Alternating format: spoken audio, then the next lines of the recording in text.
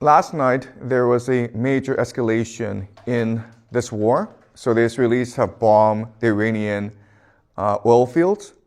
And in response, the Iranians now are attacking the energy infrastructure of the GCC. Okay, so let's have a look at what this attack looks like. This is Qatar.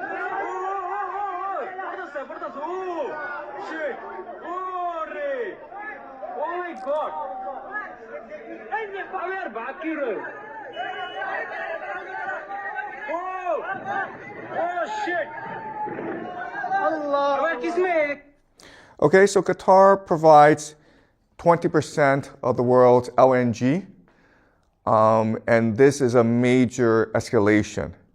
And again, as I pointed out last class, the entire strategy of Iran is to destroy the global economy, okay? And this is how it will do so. It also attacked Tel Aviv in response for the assassination of their de facto leader, Ali Larijani, okay? So this is what the attack looks like.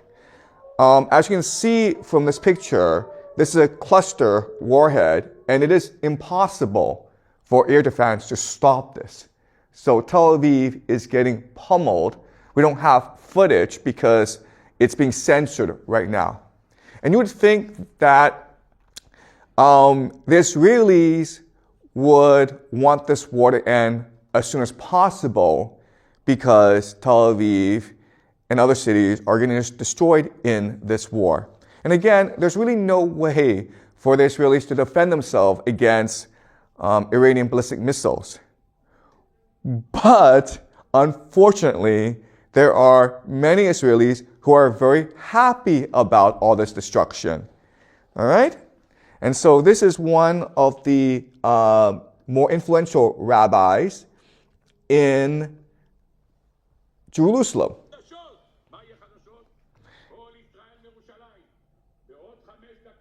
He's talking in Hebrew, but what he's saying is that this war of destruction, it will bring about the return of the coming of the Messiah. And it will happen on Thursday, which is today.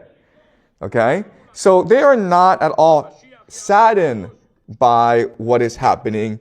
In fact, they are quite animated. They're very excited about what's happening. So again, you cannot look at this war from a geopolitical lens. You have to look at it from an eschatological perspective. All right?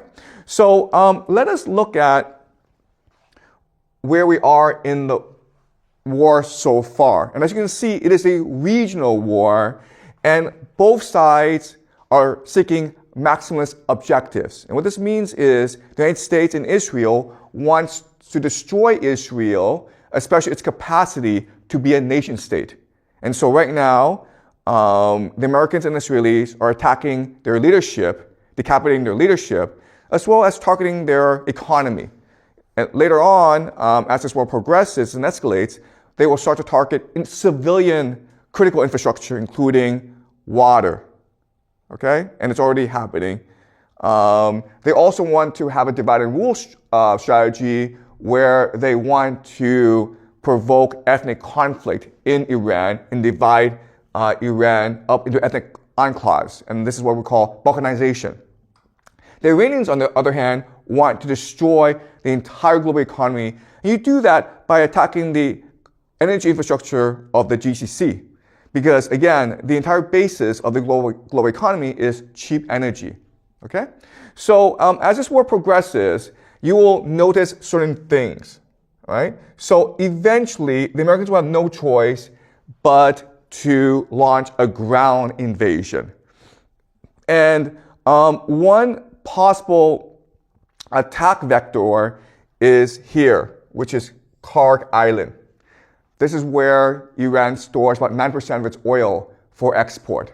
And so the idea is that if you take Karg Island, you will destroy the Iranian economy and thus its capacity to sustain this war. The problem with Karg Island is that it's easy to take, but it's hard to defend because of the coastline, right? In which case, you have to also take the coastline. But then you deal with the Zagros Mountains, and so you have to expand outwards. Okay, so this is what we call mission creep, where you cannot justify the war.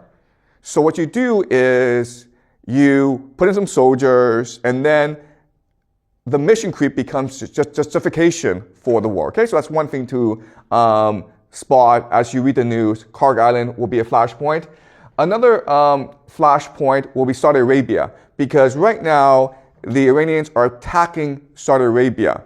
Now, what Saudi Arabia can do is declare war on Iran. And this is important because Saudi Arabia has a mutual defense pact with Pakistan, so that if any are attacked, the other is obligated to come to each other's defense. Okay? This is important because, as you can see, Pakistan opens up the eastern front. Okay? So it's possible the Americans can attack from the east. The other thing that's important is that Pakistan has nuclear weapons.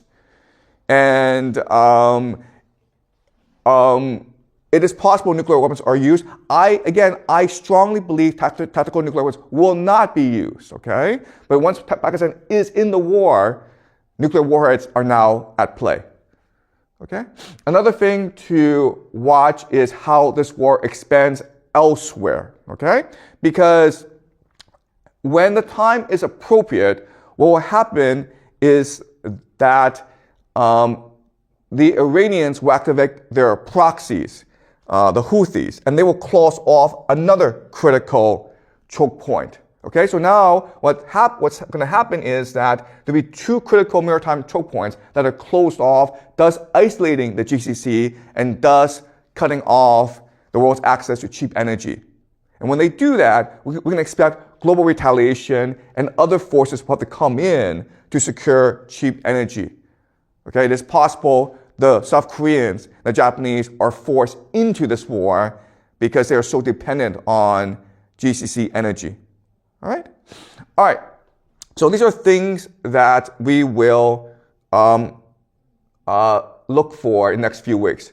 Something else that is creating attention online is people are speculating that Benjamin Netanyahu is dead. And the reason why is that he's not been seen in a public setting for many days.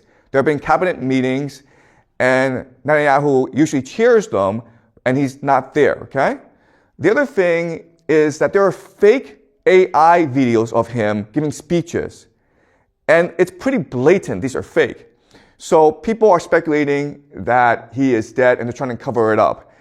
This is a picture of him visiting a cafe in Jerusalem to prove he's not dead. The problem is that this cafe is in a mountain, and it will take him about 50 minutes to drive there. So why does he go there? Why doesn't he just have a cabinet meeting or get on the phone with Donald Trump to prove he's still alive? All right? So, but I personally don't believe he is dead. He could be hiding somewhere, or he could be injured. What we do know is that the Iranians are killing a lot of senior Israeli officials, including the head of Mossad, their spy agency. And Netanyahu's residence was also targeted in Tel Aviv. So that's a really interesting question.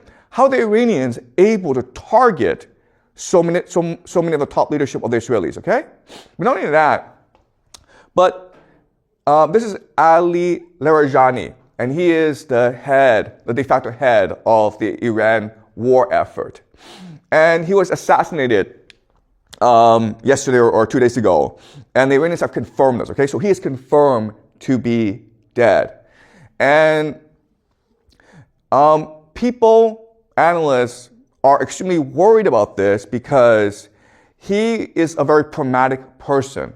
And so you can negotiate with him, right? So once this war reaches a certain point where both sides are exhausted, then it is possible to approach him and say, you know what, let's just negotiate a ceasefire. And he'd be willing to because he's very experienced. He's also very influential, so he's able to bring together the different factions of the Iranian government and negotiate a ceasefire. With him dead, it is now almost impossible to foresee a ceasefire.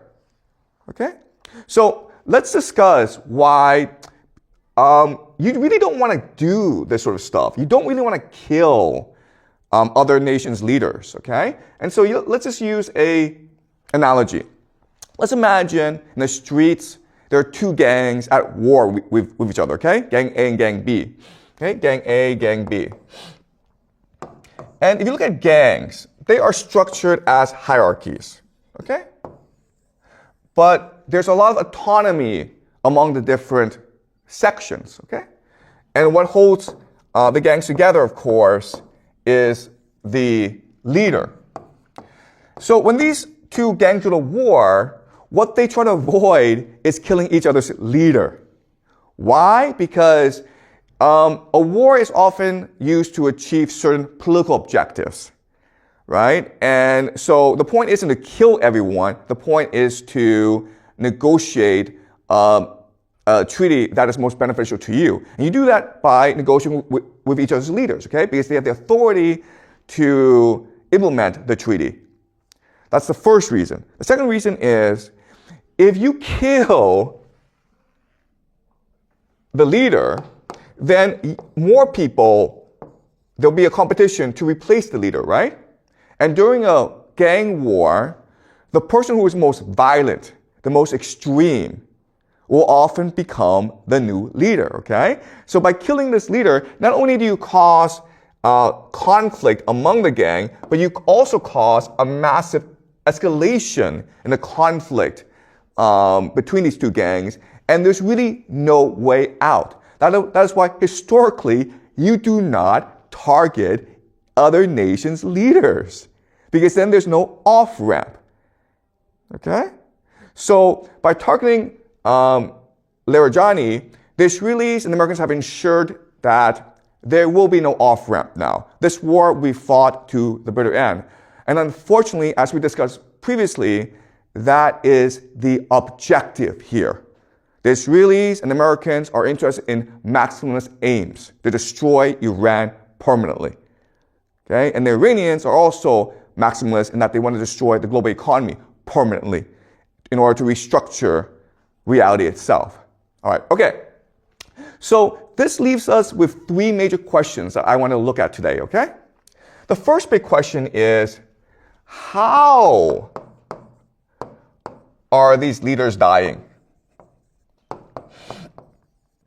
It's not that easy to kill a leader, right? Because he's protected by security.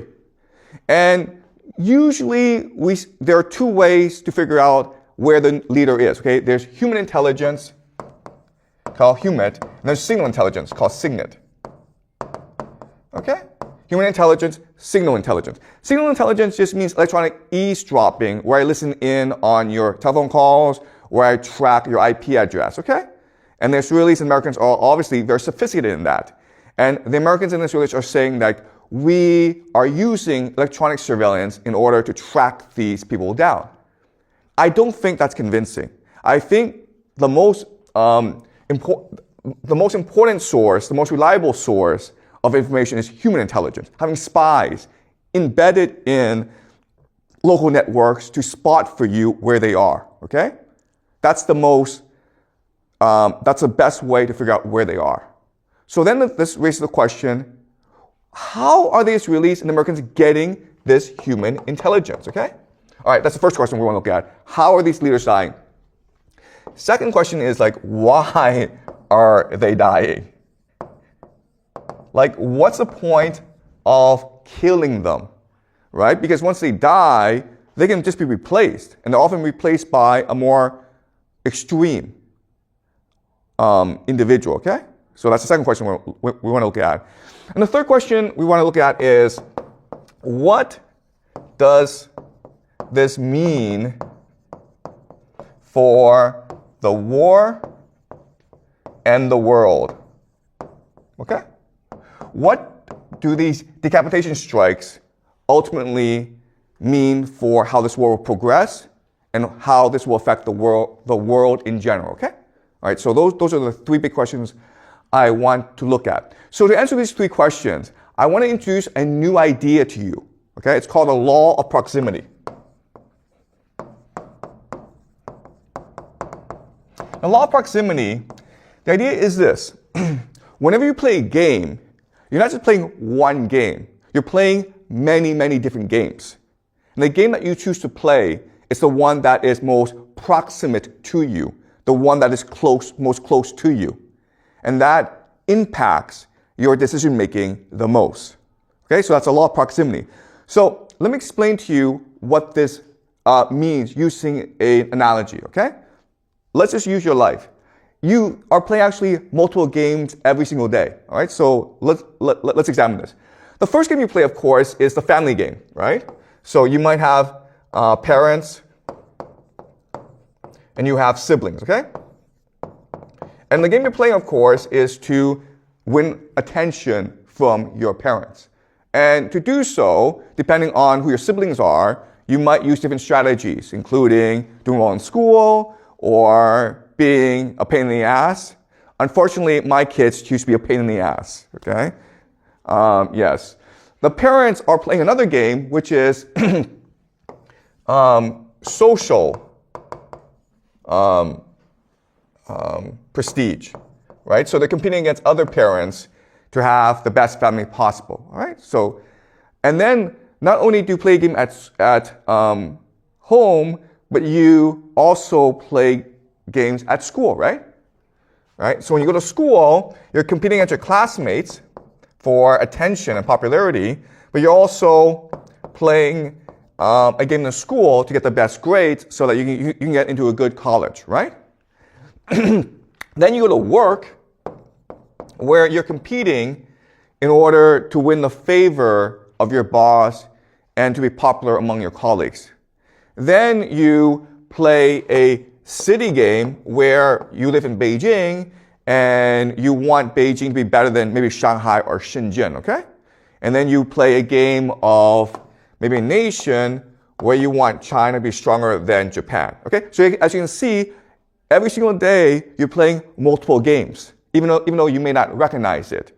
And again, what's important is the game that is most important to you is the game which you are most close to, right?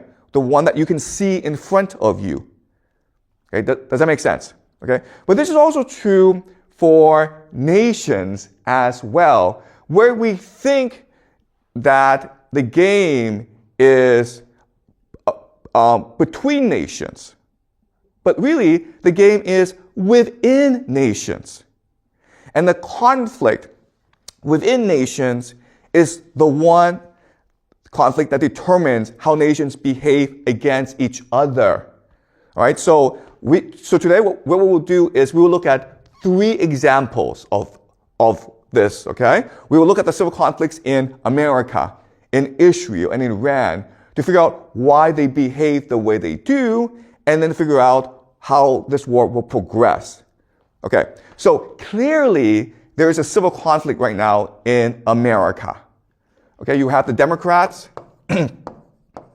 and you have the Republicans. Now what's odd is that even though these 2 different political parties are at war with each other, they both support the war because their calculus is different. Okay, so why do the Democrats support this war? Well, it's because they believe that this war will be extremely unpopular in America, which will allow the Democrats to dominate in the midterms in November and then win the presidential election in 2028. And they believe that this war will be so unpopular, it will destroy Donald Trump and allow the Democrats to rule forever. It will basically destroy the Republican Party. All right? And so that is your strategy. And if you think about it, it actually makes a lot of sense. The Republicans have a different strategy, which is this war may be unpopular, and this war may make America lose, but it's okay. Why? Because in a time of war, the president has something called the Emergency Powers Act, okay? Emergency powers.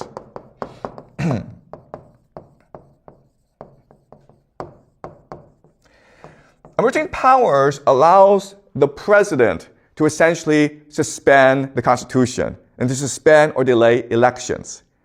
Also, the Republicans want to pass something called Safe America Act. Okay?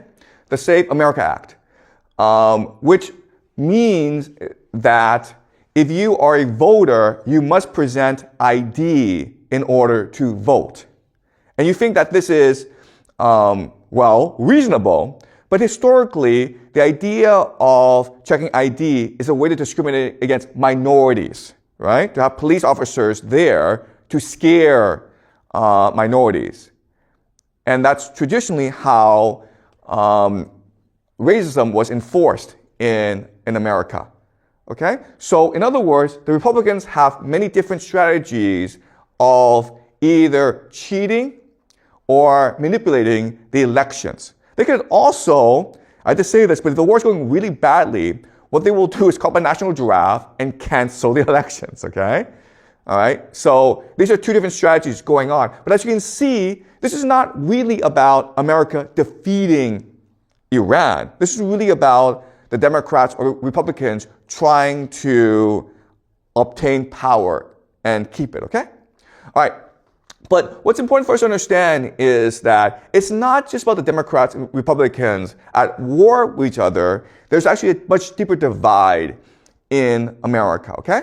And this divide is a conflict between the elite and the counter-elite. Remember how we introduced the idea of elite overproduction, right? This is a Peter Turchin idea. And he argues that what leads to civil war is that you have too many elite who want to be the ones in power. Power is a zero-sum game, and therefore, when you have elite overproduction, they have to go to war against each other in order to have the power. Okay? And so, what's going on? Who are the elite and who's the counter-elite? Well, I mean, to put it very simply, the Democrats represent the elite, and the Republicans represent the counter-elite, okay? So, basically the elite is the empire. And counter-elite is MAGA, which is America First. And so they have two different ideals for America. The empire is to maintain the current global order, right? And MAGA is to retreat back into the Western Hemisphere and focus on Americans' core national interests. Right? They're also divided into finance and AI. Okay? So in other words, Wall Street are the main backers of the current elite, and then Silicon Valley are the main backers of the counter elite. Okay? So these people are interested in maintaining the status quo. They are interested in a revolution, right? And so this is the main divide in America that will eventually lead to a civil war, like an actual civil war, okay? But right now, they're fighting over foreign policy. So I will discuss this more in the future, okay? But I present to you now. So let me give you a concrete example of why they're fighting. Why are people in finance fighting with people in AI? And there's a very good reason.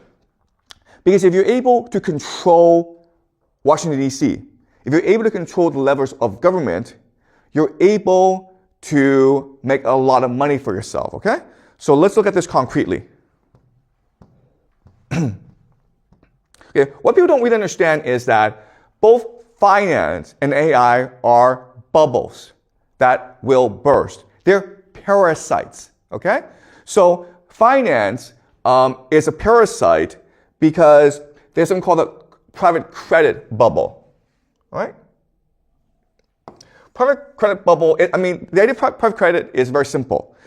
Rather than banks issuing loans to companies, companies privately issue loans to other companies. And you would think that these companies would be very careful with who they lend to and how much they lend to, right? That's not true though, okay? Why? Because in 2008, these banks destroy the global economy, and the American government bailed them out. Right? They suffered no consequences. This idea of moral hazard. If you do not suffer consequences for your stupidity, well, you're just going to be more stupid in the future. Okay? So these companies believe that we control Washington, D.C., therefore we can be as risky and stupid as we want. So they're giving out lots and lots of silly loans to companies because they collect a fee for these loans, right? And then when these loans don't actually work out, meaning the companies go bankrupt, what they do is they say, oh, we'll lend you some more money to keep afloat, okay? So now this problem has reached about $2 trillion. And so they think that, okay, well, worst case scenario, the government will bail us out if we all go bankrupt because we're too big to fail. And all our friends are in government. Okay? That's their mentality. And in 2008, that worked. But there's a problem today, which is there's also another group that's doing the same crap, okay? And it's called the AI bubble. All right, so if you look at AI bubble, you got companies like Microsoft, OpenAI, Oracle, NVIDIA, okay, lots and lots of different companies. And the way they operate is they just lend money to each other, okay? It's like, I give you $1 billion, then you give me $1 billion, and now we have $2 billion. Okay? It's a circle jerk. And it's getting a lot of money from the GCC and other investors. The problem, of course, is what's happening in the war, right? So if the GCC can no longer put more money into this bubble, then eventually this bubble will have to burst. But they're like, that's okay. Why? Because we control Trump. We control the White House. We are the stock market. Therefore, Washington, D.C. will bail us out. Okay? So that's the war going on, where you have two parasitic forces, the finance sector and the tech sector, and they are all looking for government bailouts when their bubble bursts. But the government doesn't have infinite money. It can only bail out one side, right? So they're going to fight over with the government. They're going to fight over who bails who out, okay? If the Democrats can win the House and the presidency in 2028, then the private credit people will get bailed out. But if Trump and his people stay in power in 2028, then the AI people will get bailed out, okay? So that's the civil war going on in America right now. We'll discuss this more later in the future, but I just present to you right now, okay? And then, of course, you have the Israelis, Israel. People don't really appreciate how divided Israel is. This is about 2020 when you have like 1 million people in Tel Aviv calling for the resignation, the impeachment, the jailing of Prime Minister Netanyahu. Because Netanyahu, like most Israeli politicians, is very corrupt. Okay? And to avoid going to jail, Netanyahu proposed changing the judiciary, changing the laws. And so there's these massive protests against Netanyahu. And at this point in Israel, it seemed as though Netanyahu was going to fall from power and go to jail for the rest of his life. But then, of course, October 7th happened. Okay? October 7th happened. And then Israel is now in permanent war that gives him emergency powers. Okay? All right. To give you a sense of how divided Israel is, let's look at the Knesset, which is a parliament. Guys, this is a lot of political parties. And as you can see, none of them are dominant. Okay? The biggest, Likud, which is Netanyahu party, it has about 30 members. But it cannot rule by itself, therefore it has to join with other political parties. Okay? It has to be a coalition. But you look at its enemies. Well, its enemies also have a lot. So it seems as though Israel is an extremely divided society, and it is. Okay? People don't really appreciate this. You know, a lot of people talk about a Jewish global conspiracy. What people don't really understand is the Jewish people have never, ever gotten along. So you go back to the time of Jesus, and there were like 3 major factions in Jerusalem. They were the Sadducees, there were the Pharisees, and the Essenes. They all hated each other. In the year 70, the Romans sent a huge army to destroy Jerusalem. Okay? And you would think at this time, the people in Jerusalem would get together and unite and defend Jerusalem, because otherwise they'd all be killed. Well, they didn't get together, okay? And the Romans destroyed Jerusalem and burned down their second temple and massacred a lot of Jews. So the Jews have always had this problem where they're extremely creative and intellectual, but that just leads to massive infighting, okay? All right. So these are the leaders of the different political parties of Israel. And again, I hate to say this, but like they really hate each other. It's not, like a show. They generally hate each other. And that's why Israel has been politically been so dysfunctional these past few decades. Okay? All right. So now I want to discuss where the major conflict in Israel is. Okay, so I would say there's like the two major conflicts is represented by Tel Aviv and Jerusalem. These are two cities in Israel, and they are the two major cities of Israel, and they represent two different centers of gravity, two different visions for Israel. Tel Aviv is democratic. Jerusalem is a theocracy, meaning it's religious. Okay? Tel Aviv is open, meaning it actually has a lot of homosexuals, right? And you can imagine people in Jerusalem aren't happy about this, so they're very conservative.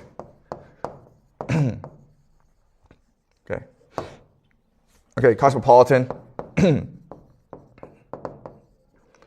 tradition. All right, so these are two vastly different visions for Israel, where Tel Aviv is this open, democratic, modern, progressive city. Lots of homosexuals, lots of open ideas, very secular, very outward-looking, very Western. Jerusalem is the complete opposite, okay? Very religious, very conservative. And they hate each other. And the fact that Tel Aviv is getting destroyed right now in this war, people in Jerusalem are actually okay with this, okay? They're not like, oh my God, they're killing Israel. No. Tel Aviv is the great Satan. Let's just destroy it so that we can build a theocracy. Okay, all right. So let's look closely at where they disagree, okay? So Israel is the kingdom of David.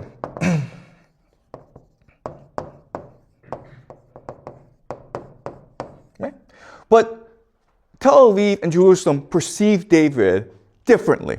Okay? So for people in Tel Aviv, David was the king when Israel was at the height of its glory, when it was an open, cosmopolitan, creative, innovative empire. And that's what they want Israel to be. The people in Jerusalem see David as a different person.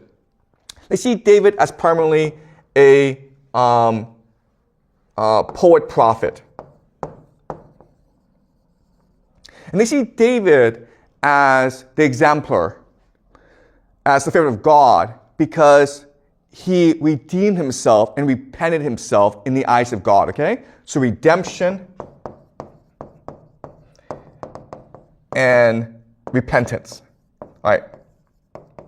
And what they focus on is a story of David, where David is king, and one day he wakes up and finds he's in love with Bathsheba. And so he basically has sex with Bathsheba. Bathsheba gets pregnant, and that's a problem because Bathsheba is married to someone else, Uriah the Hittite. So what does David do? David has him killed, okay? And David can do this because he's king. But God finds out and sends the prophet Nathan to tell David, you've sinned. And at first, David refuses to admit that he's in the wrong. But then his child with Bathsheba dies. And David falls into tremendous grief. And every day, he's praying to God for forgiveness. He's asking for redemption. He is repenting. And God forgives him. And in this process, not only does David become a better person, but he becomes united with God. Because now they're best friends. Now they talk every day. And that's what the vision that people in Jerusalem have for Israel. A nation that engages in redemption and repentance. They don't care about this war. They don't care about Iran. They don't care about the United States. They don't care about the Greater Israel Project. They care about the Jews finding God again and being loyal to God. And that is what will bring peace to the world, okay? That is how they see the world. This is how they perceive things. They believe that in every person, there's a divine soul, okay, that comes from God. But it is trapped in the animal soul, okay? So Tel Aviv is the animal soul. And this is the divine soul. All right? So what the animal soul is, you seek material comfort. You want to have sex. You want to get drunk. You want to party. You want to drive a Ferrari. Okay? This is all animal. But inside of you is the divine soul that only seeks to be with God. Okay? And so we are constantly in a struggle between the animal soul and the divine soul. And so from their perspective, Tel Aviv represents the animal soul of Israel. Jerusalem represents the divine soul of Israel. So it's okay if the Iranians destroy Tel Aviv. Good. Also, they recognize that war is good because if people really want to find God again, they need to suffer. They need to lose everything before they recognize the glory of God, okay? So think of the book of Job. When Job is a character in the Bible who is very wealthy. And so God decides, you know what? Maybe he's only faithful to me because he's very wealthy. So Job loses everything, and this heightens his faith in God. Okay? So that's the vision that these crazy religious zealots have in Jerusalem, which is like, let's destroy Israel so that we can rediscover our love for God, okay? The destruction of Israel will lead to the redemption and repentance of the Israeli people, and therefore peace in this world. The Messiah will finally come. That's why the rabbi was constantly talking about on Thursday the Messiah will come because he feels it's so close. There's so much destruction. There's so much war. So the Messiah must come because now the Jews recognize that only God can save them. Therefore, when you will it, when you pray for the Messiah, when you really want in your heart, that's when the Messiah will come. Okay, but you need to create the conditions when people really want the Messiah. Okay, so that's a civil conflict going on in Israel. And again, these people in Jerusalem, these fanatics, they don't really care if the world is destroyed because this world is fake anyway. Who cares? What matters is the divine soul. Okay? Yeah. You have a question, Vincent? Like you said that Messiah is coming today, which is Thursday, and like... No, I didn't say that. I didn't say that. The rabbi said that. Oh, the rabbi said that like the Messiah is coming today, but like, will the coming of Messiah really affect China and those countries, or is all their personal beliefs? Okay, listen. I know this is hard for you guys to understand, but China doesn't matter. Okay, only Israel matters. The United States, China, Russia does not matter. The only thing that matters is Israel. Okay, only matters is the people in Israel, the Jews. Their spiritual state will determine the fate of the world. Once the Jews unify with God, then peace and prosperity will come for the rest of the world. Okay? All right? Okay, so now I want to talk about Iran. Okay? This is the political government structure of Iran. Now, one thing to notice is that it's very complicated, okay? It's divided into the religious aspects, okay, assembly of experts, and the secular aspect, which is the government, okay? So it's a government, but the Islamic clerics are at the very top. And this is the dual identity of Iran, okay? And this is their last presidential election. And as you can see, it's a pretty divided country, where people in the middle voted for Jalali, but people in the outskirts voted for Pezeshkian, okay? So there's a lot of conflict in Iran, not just political, religious, but also ethnic as well. All right, so let me explain very quickly what I see is the major divide in Iran, okay? So of course you have the Islamic theocracy, and they're in conflict with secular nationalists.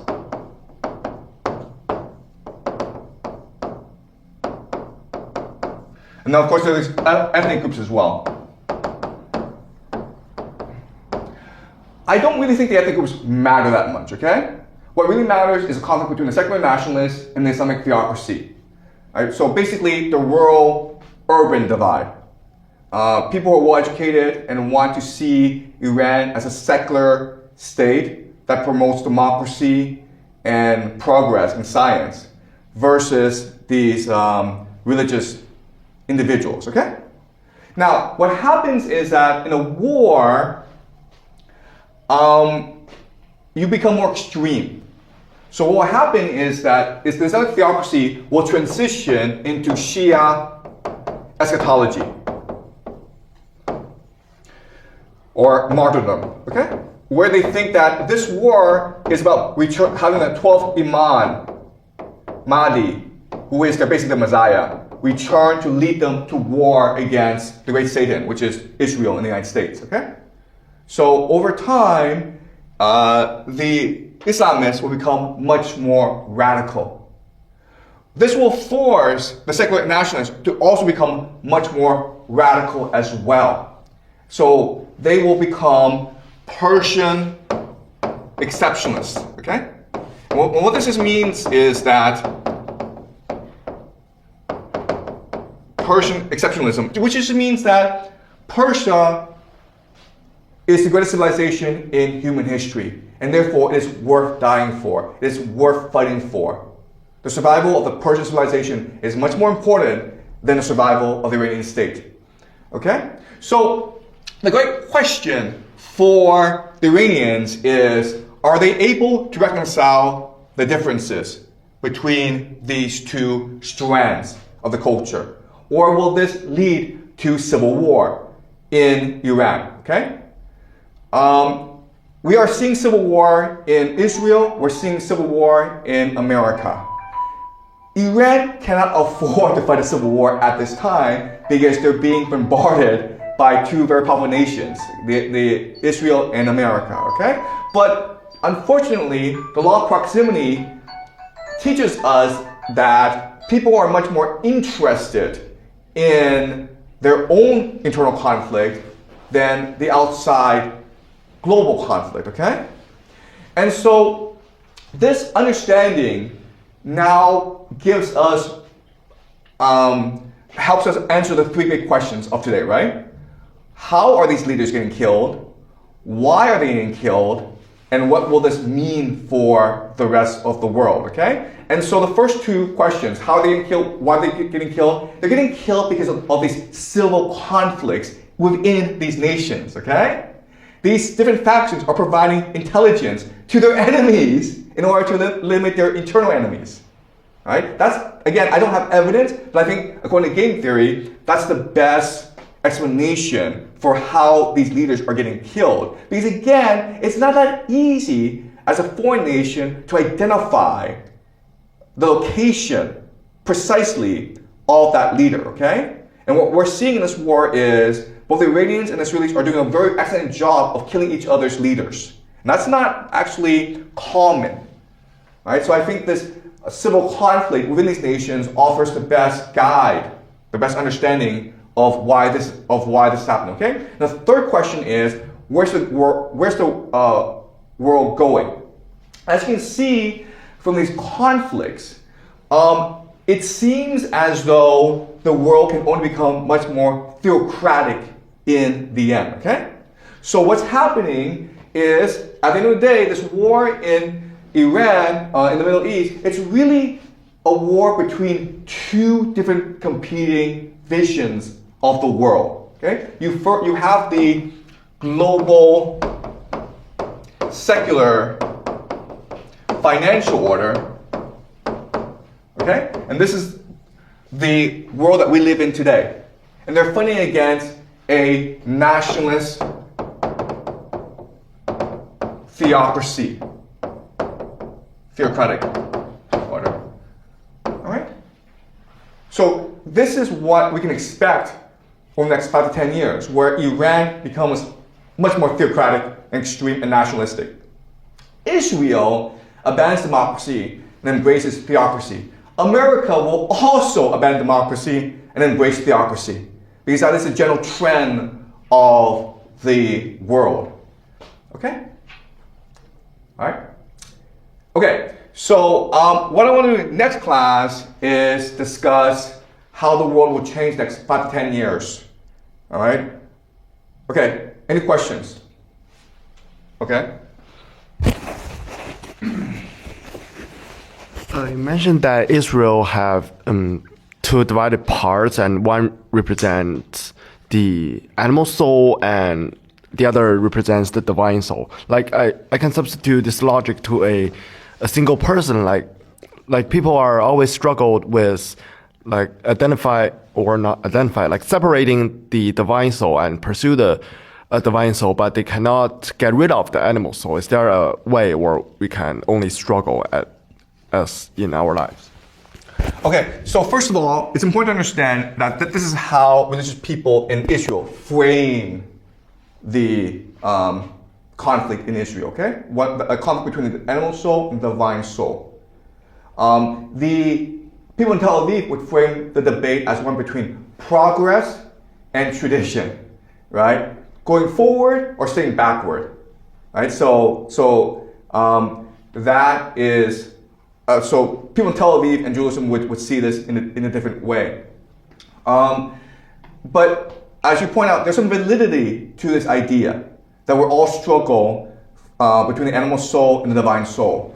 And I would say that for the past 20 years, we only have been indulging in the animal soul, okay? We've abandoned the divine soul. And that's why I think people are so desperate for change. And this is what's leading to so much conflict around the world, where the human soul is off balance, okay? Where we are too materialistic and not spiritual enough. And what we know from history is that if a society goes too far in one extreme, they swing back to the other extreme, okay? And that's what we're seeing, where one good outcome, I think, of all this conflict around the world is people start to recognize limitations of money, of materialism, of individualism, and they start to embrace more spirituality, community, family. Because quite honestly, you don't have a choice in the matter, okay? If you're like, I want to buy myself a Gulfstream jet and I want to have like, a huge company, you're gonna be disappointed, okay? As I will show you next class, the world is heading towards an economic depression. Okay, basically a splintering, a rupture in the world, and so you're not going to be able to afford to fly to Maldives for vacation. There won't be avocados in the supermarket. Okay, but all this means is now you have a chance to focus more on introspection, on reflection, on family, on asking yourself, what makes me happy? What gives me meaning and purpose in life? And the answer, of course, is each other. Okay? And maybe this is a good thing. Maybe this is the intention of the universe. Maybe, as the people in Jerusalem would say, this is really the plan of God. Okay? And it's unfortunate that all this war and suffering is happening. But again, what a lot of people who are religious will tell you is, we can only find redemption through suffering and through pain and through tragedy. All right? Okay? Any more questions, guys? Okay, all right, I'll see you next class.